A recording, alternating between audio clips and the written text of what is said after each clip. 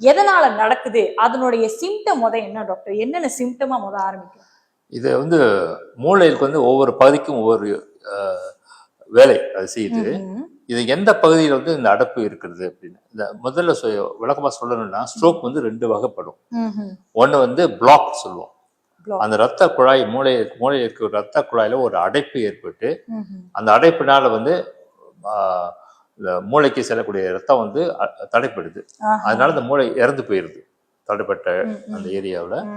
அது வந்து ஒரு வகை ஸ்ட்ரோக். இது வந்து ஆங்கிலத்தில் இஸ்கெமிக் ஸ்ட்ரோக்னு சொல்லுவோம். ரெண்டாவது வந்து எப்படின்னா, இந்த வெடிப்பு, இந்த மூளையில் இருக்கிற ரத்த குழாய் வந்து அது வந்து வெடிச்சிடுறது. வெடிச்ச உடனே அந்த ரத்தம் வந்து ஒன்னே போய் சேரல மூளைக்கு சேர வேண்டிய இடத்துல. ரெண்டாவது இந்த வெடிச்சின ரத்தம் வெளியாகிற ரத்தம் வந்து இந்த மூளை எங்க வெளியாகுதோ அது சேதப்படுத்துது. இது ரெண்டும்.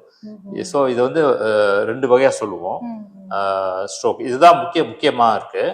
இது வந்து காரணங்கள் கேட்டீங்கல்ல, காரணங்கள். இது வந்து ட்ரெடிஷ்னலில பார்க்க போனா இது வந்து ரத்த கொதிப்பு உள்ளவங்களுக்கு ரொம்ப அதிகமா இருக்கும். ஓகே, ரத்த கொதிப்பு உள்ளவங்களுக்கு.